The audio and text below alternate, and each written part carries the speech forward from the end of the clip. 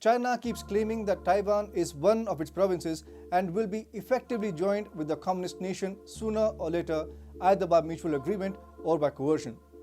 But Taiwan is no disputed territory. This is what Chinese diplomats call the One China policy. Yet, the island nation actually operates like any other country. It has its own army, it has its own democratically elected government, and its own diplomatic establishment. If there is any link between Taiwan and Beijing, it is the Taipei-Shanghai City Forum, an annual forum between the government and the people of Shanghai and Taipei. Launched in 2010, it is the only official channel remaining between Taiwan and China. And now, Taiwan could scrap this last speckle linking Beijing and Taipei. Hi and welcome to TFI Global, the foreign affairs and geopolitical analysis arm of the TFI Media Group. I'm your host Piyush, and in this video, I will tell you how Taiwan has finally bid adieu to the One China policy. Let's begin. Taiwanese President Tsai Ing-wen has a sweet little message for Xi Jinping. Bye-bye One China policy. Xi Jinping has spent his 10 years in power speaking about reunification with Taiwan. Sometimes he talked about peaceful reunification, and at other times he wasn't so peaceful. But one thing is for sure, Xi Jinping wants Taiwan desperately. But Taiwan is delinking completely from China.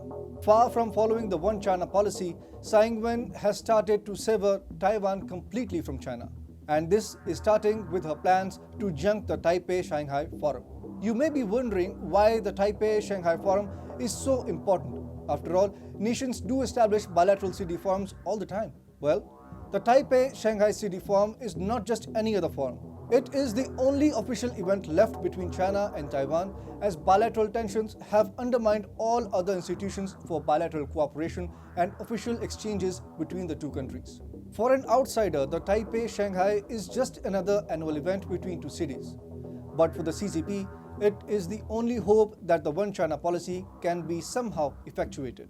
A cross-party discussion in Taiwan about the $46,890 budget earmarked for the annual event concluded on January 24th. Tsai Ing-wen's Democratic Progressive Party, which represents nationalist and pro-independence sentiments in Taiwan, is already eager to scrap all ties with China. And now, even the pro-Beijing political camp in Taiwan, including Kuomintang and New Party city councillors, has given its consent to freeze funding for the Taipei-Shanghai Forum if China continues with its policy of showing military aggression against the island nation. Wang Sen-ai, a Taipei city councillor for the KMT, acknowledged negative sentiments against China over its coercive military policies. Chinese People's Liberation Army (PLA) warplanes routinely invade into Taiwan's air defense identification zone.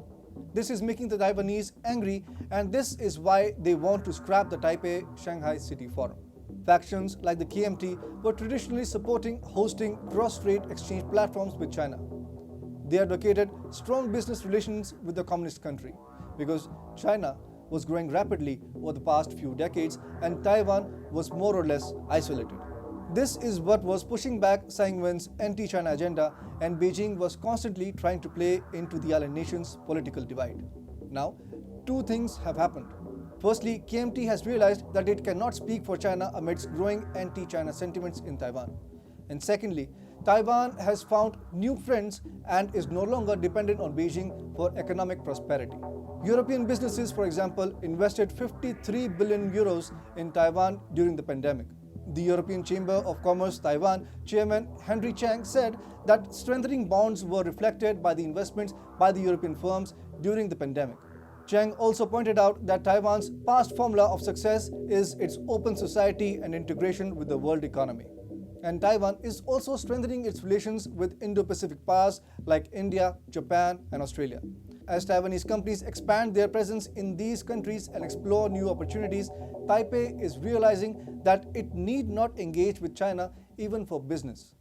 And this has simply resulted in the near collapse of the only remaining forum for engagement between the two sides of the Taiwan Strait.